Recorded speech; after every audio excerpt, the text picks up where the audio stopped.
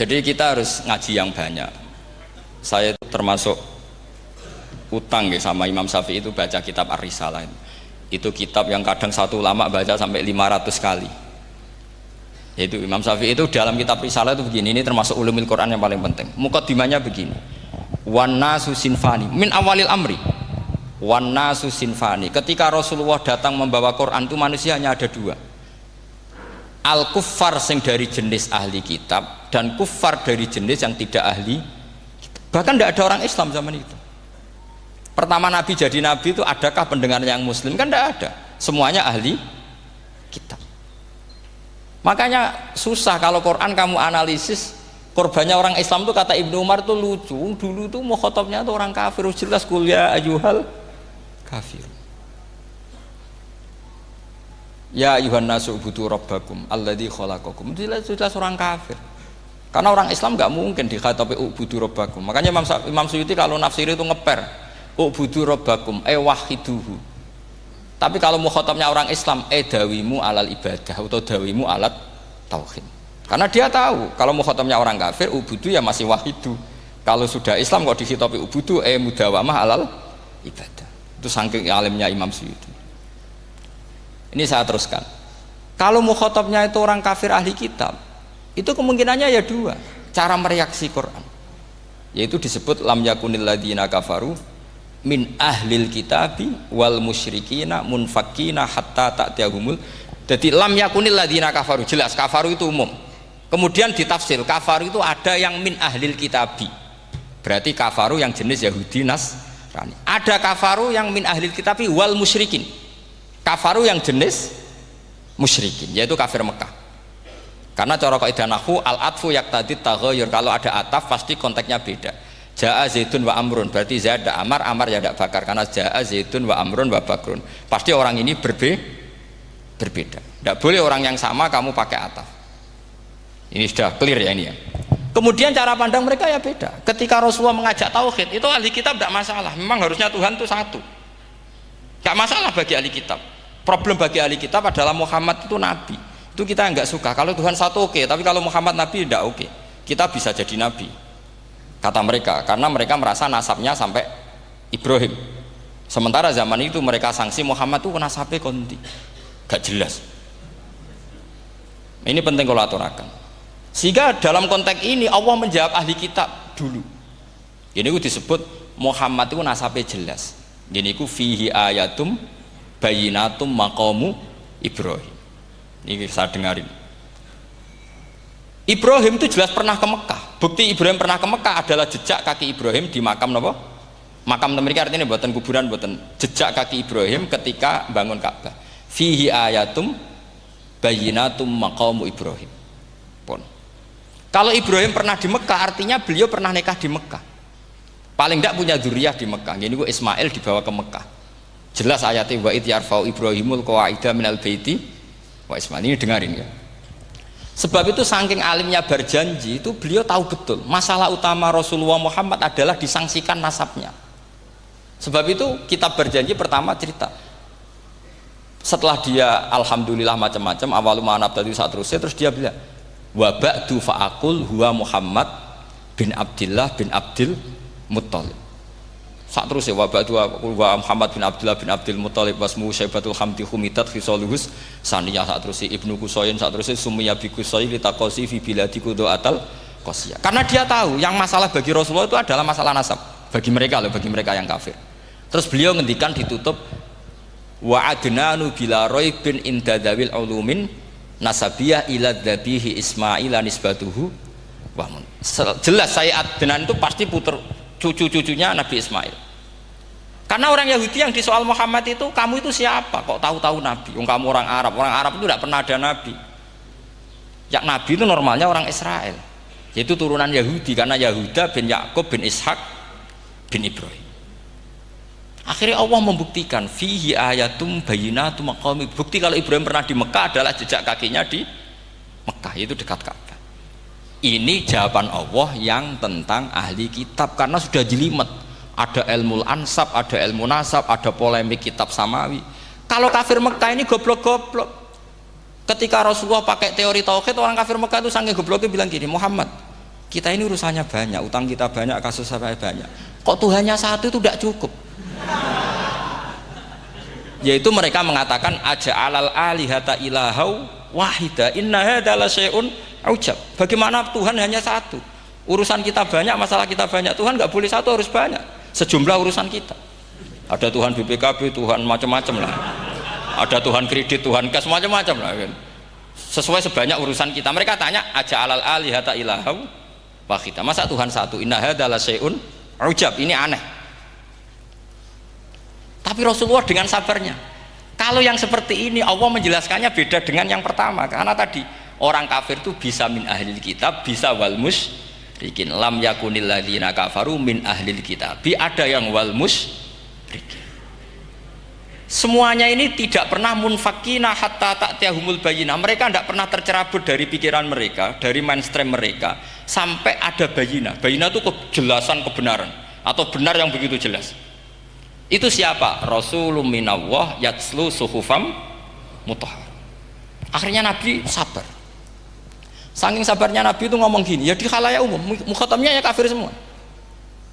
Hei saudara-saudara kami suku Quraisy, kita ini sebangsa. Nabi tanya, Muhammad, ajaran kami itu benar karena kamu itu orang yang kita percaya. Tapi kali ini Anda aneh karena ngajak satu Tuhan. Itu tidak mungkin. Urusan kita banyak, satu Tuhan juga mungkin. Tuhan harus banyak. Kita punya 3 aja kurang banyak kan, banyak punya Lata, Uzza, Hubal.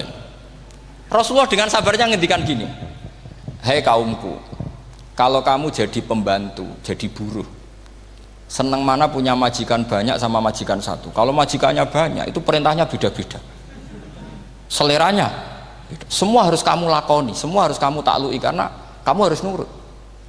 Wah ya repot mat kalau di majikan banyak, ngerepoti mesti. Rasulullah tinggal nimpali, Tuhan kamu itu majikan kamu. Kalau Tuhannya banyak, perintahnya ya banyak, seleranya beda-beda. Kamu bingung nggak? Wah ya bingung, ya sudah lah, satu aja. Akhirnya mereka masuk Islam. Nah itu disebut Nabi itu fatona, punya kecerdasan artikulatif. Kalau menjelaskan itu masuk akal. Nah itu disebut dorobawahu matalar rojulan fihi syuraka'u mutasyakisuna wa rojulan salamal lirojul hal yastawiyani masalah alhamdulillah. Nah ini penting. Allah membuat satu perumpamaan bagaimana ada satu pembantu yang punya majikan banyak yang berbeda-beda seleranya, berbeda-beda perintahnya. Dengan kalau hanya satu majikan, apakah sama? Mereka jawab tidak sama, enak punya satu majikan. Begitulah Tuhan kamu, harusnya satu. Jadi artinya gini, kalau kamu ngaji ulumul Quran, kamu harus tahu ini khitab ke kafir. Kafir yang mana? Ahli kitab atau kafir yang musyrik. Nah sekarang tidak tahu lagi, pokoknya kafir. Makanya kalau orang berdebat mereka itu tidak goblok meneh. Waduh. Makanya sama tidak usah ketularan goblok sing pun sing wis goblok ora usah ditambahi mun kathah dan ini pun niku. Ya karena kita ngaji jelas Qur'annya kan lam yakunil ladzina kafaru itu masih ada min lil bayaniyah atau min li bayanil jinsi. Kafaru itu sopo? Siji min ahlil kitab, 2 kafaru sing wal musyrikin. Dua-duanya tidak pernah munfakina hatta ta'tiyahumul bayyinah. Mereka tidak akan tercerabut dari pikirannya sehingga ada bayyinah. Bayyinah itu siapa? Rasulun minallah yatslu sufam. Nah, ketika Nabi menjelaskan asal usul nasabnya bahwa Sayyid Adnan itu ila Ismail, Ismail jelas putra Nabi Ibrahim, mereka terus baru iman karena ada fihi ayatum bayyinatum maqamun apa Ibrahim. Ya jadi saya kira demikian. Nanti kan akhirnya jam berapa teman?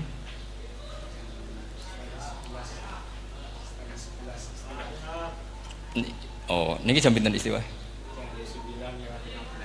Nggak, terus saya pikir niku nggih. Kalau misalnya tadi ada tanya jawab itu tanya jawab cara ngalim saja kan itu lebih realistis. Karena kalau sampean iskal, misalnya saya iskal dengan ini kan malah bingung kan. Kalau kamu terkenal pinter iskal kita goblok ya. Nah wis pinter kok iskal itu jadi saya niru ilmunya Abu Nawas. Abu Nawas sudah bisa pidato. Nggak bisa pidato, suatu saat dipaksa pidato sama khalifah itu. Hei para hadirin, kamu pinter apa goblok? Nah mereka pinter, mau ngandani wong pinter, terus pinter kok ngandani gitu. Akhirnya hadirin itu kan karena seneng sama Abu Nawas itu seneng. Ya sudah Abu Nawas, kalau gitu kita goblok. Aku mau omongan wong goblok. Akhirnya terus wassalamualaikum warahmatullahi wabarakatuh. Jadi itu Abu Nawas juga bisa pidato, tapi dia tahu saja caranya menyelesaikan masalah. Jadi itu Abu Nawas. Jadi ya orangnya kacau tapi cerdas itu, makanya jadi guyonan. Sebenarnya Abu Nawas itu figur yang nyata, tapi tidak senaif yang diceritakan orang-orang di anekdot itu. Ya beliau itu orang soleh ketika era Harun ar-Rasyid. Tapi ya tadi karena banyak cerita yang macam-macam. Ya, Abu Nawas itu, makanya ini cerita anekdot. Jadi riwayatnya nggak jelas tapi lucunya jelas. Jadi itu. Dia itu mangkel punya tetangga profesor ahli astronomi. Adiknya aku mau iso omong tok. Abu Nawas mau pinter molak-malik omong, kan masyhur itu dia cerita hari Senin tanggal sekian lihat Abu Nawas di alun-alun mau terbang.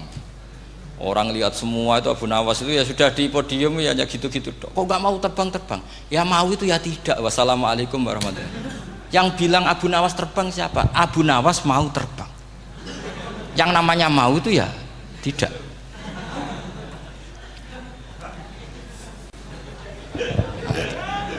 Pernah dia itu lomba sama Harun ar-Rasyid. Siapa paling banyak pengunjung rumahnya di alun-alun? Harun ar-Rasyid bikin khemah, dia bikin khemah. Tentu cerita ini bohong, yakini ini bohong, makanya ini bohong tenang. Makanya ini anekdot, hanya guyonan. Harun ar-Rasyid karena dia raja itu ada apel, ada makanan macam-macam. Ya tentu pengunjungnya banyak. Batas akhir itu penilaian jam 12 malam. Abu Nawas tenang, satu pun nggak ada pengunjung, nggak ada makanan, nggak ada apa.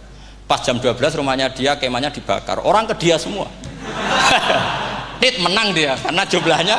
Bahkan Harun ar-Rasyid itu datang ke kemahnya dia. Karena lombanya kan pengumpulan massa terbanyak tit jam 12. Harun ar-Rasyid pikirannya santri ya guys, sugoi jajan mesti teko, pikirannya gitu. Abu Nawas pikirannya beda, jeneng ana kebakaran pasti datang. Wis dihitung biaya khemah sama hadiahnya banyak hadiahnya. Yang ahli falak ini punya ilmu yang rasional, yang pintar sekali. Dia ilmuwan bahwa bumi itu bulat-bulat. Nah, saya lagi tren meyakini bumi flat niku ya kacau niku. Mau gara-gara penjelasan sing sepihak. Niku wong nganggur. Lah wong ilmuwan kok sentimennya perkara wedi dhuwit. Enggak boleh ilmuwan menyebut sentimen apa? Uang. Akhir bumi itu bulat-bulat. Jadi kalau Anda jalan ke timur terus nanti ke titik yang sama. Abu Nawas paham karena dia memang nggak ahli sains gitu.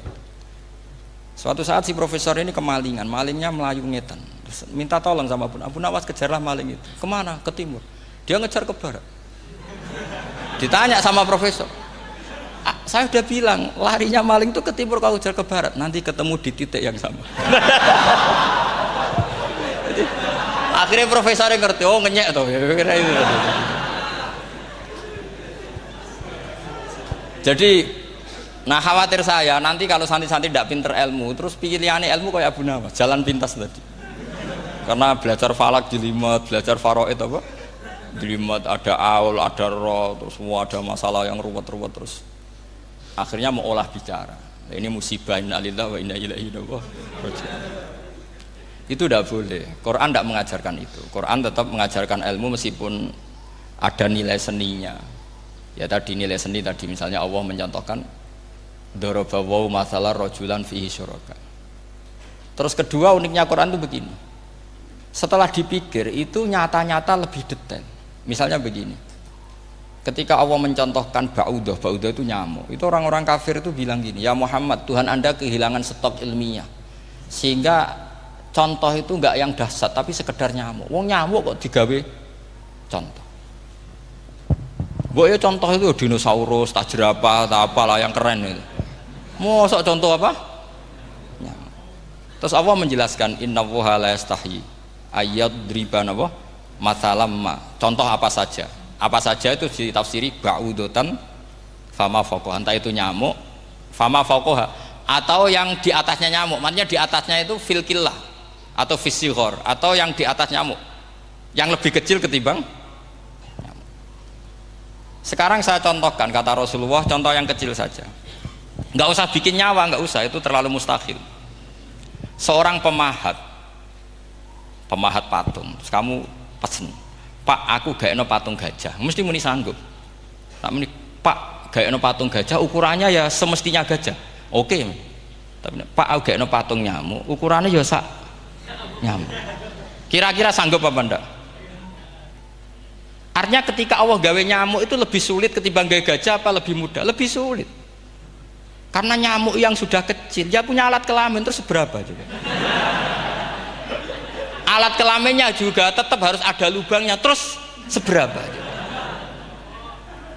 Temen saya malah ada yang cangkem elek bilang gini, lalu ya punya kuman, kumannya seberapa? Nah ini pentingnya ngaji akal. Kamu jangan hanya bilang, wow dinosaurus, jerapah, seru nyamuk.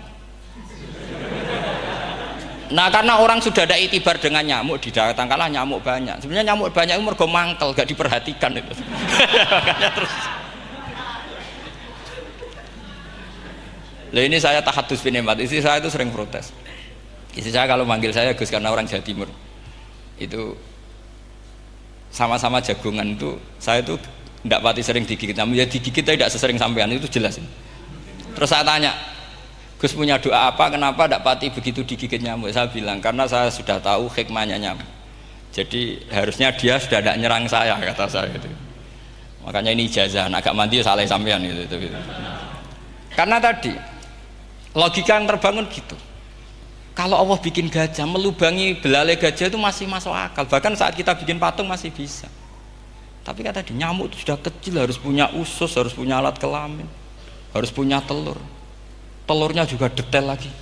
Ini disebut innallaha la yastahyi ayyadriba mathalam ba'udah. Sehingga ba'udah di mata ahli tafsir, di mata ulama ini contoh yang luar biasa. Tapi di mata orang-orang yang nggak seneng mikir, kok terima nyamuk itu.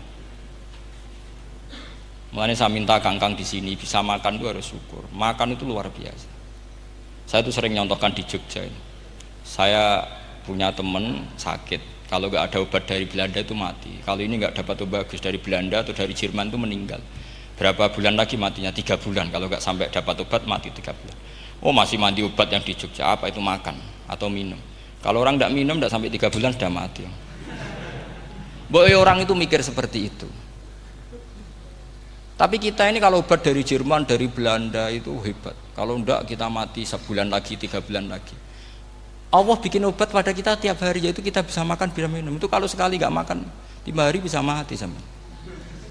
Tapi kita karena ngakan itu hal yang biasa, nak duit iso utang, terus dianggap biasa. Ini kalau ulama masalah besar. Punya otak seburuk itu masalah besar bagi ulama. Sehingga Allah tidak malu ketika ngendikan kulu wasrobu, tidak malu karena makan ini urgen, sangat penting. Dan Allah tidak malu meskipun Quran itu temanya kelas tinggi, biasa Allah mengatakan jong kowe iku kulu min thayyibati maruzaqnakum, kamu makanlah. Karena minum obat itu kebutuhan kita ketika sakit. Tapi kalau makan adalah kebutuhan kita sihatan wasukman, saat sakit maupun saat sehat. Nah, kalau Anda dengan kualitas ini, ketika Allah membicarakan makanan itu Anda akan respect sama Allah karena memang ini urgen betul. Tapi kalau Anda cara berpikir gini, hanya cari horo ibal ilmu yang aneh, yang seru, kamu baca ayat itu akan menjadi biasa-biasa saja. Dan itu masalah bagi mahabbah Anda pada Al-Quranul Karim. Ya saya kira demikian. Terus saya pikir tidak etis kan ini Jumat nanti. Sing biasa itikaf nanti terganggu. Nanti saya ada ke problem. Ya kalau ada tanya jawab ya saya mohon tadi ya, karena ini zaman akhir saya memang butuh sekali. Kenapa saya mau datang? Satu, hormat Kiai Hanan. Dua, saya memang ingin banyak mufassir lagi, jangan hanya lewat baca terjemah kemudian merasa menjadi ahli apa Quran atau ahli tafsir. Itu musibah besar itu masalah besar itu. Ya pokoknya saya mohon lah ya setidaknya gitu. Misalnya orang kafir, kamu cari saja orang kafir. Ternyata ada yang harbi, ada yang dhimmi, ada yang mu'ahad, ada yang mustakman. Lalu dalam tarikh ada kafir Yahudi, kafir Nasrani, kafir ahli kitab. Kalau di fikih ada kafir yang lahum kitabun, ada yang tidak lahum kitabun. Kalau yang lahum kitabun disebut ini kitabiyah kholiso, yang tidak itu kan beda-beda di fikih. Boleh nikahnya ndak, khilu dhabihatihim atau tidak, itu kan detail sekali. Makanya saya mohon ini latihan detail. Oke, sampean tetap ngaji, sering khatam itu bagus karena mengumpulkan semua ilmu. Tapi sampean harus menganalisis secara apa? Saya dulu ngaji Mbah Mun Muslim ya kilatan. Tapi saya ngapalkan sama Gus Ibab. Gus Ibab putranya Mbah Mun dulu muridnya Said Muhammad. Saya itu tak pelajari lagi di rumah. Tak analisis lagi setelah besar sampai sekarang karena ya itu beda. Kita selalu Rabbi zidni apa? Ilma. Misalnya begini contoh ya, contoh. Kita mungkin tahu maknanya ayat tertentu itu begini. Misalnya begini.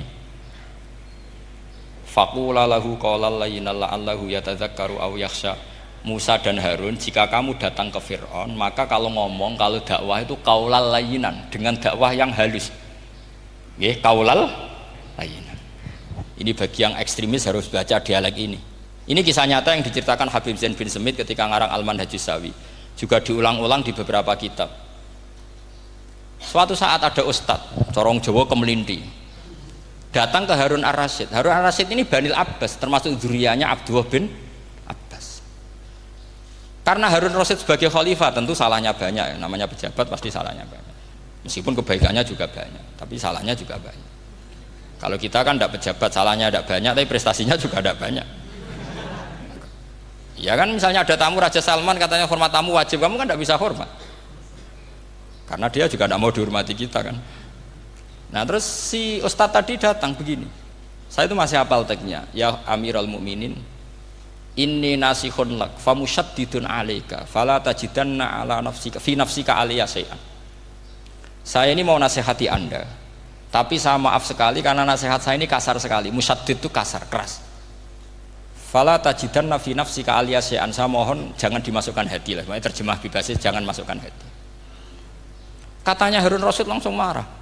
Uskut ya jahil, kamu itu ustadz bodoh. Kamu tidak boleh keras sama saya. Dia masih bantah, saya keras sama Anda karena Anda salahnya banyak. Terus apa kata Harun Ar-Rasyid? Inna wa ta'ala qad arsala man huwa khairum minka ila man huwa syarrum minni. Wa ma'adzalika qala ta'ala faqula lahu qaulal layyinan.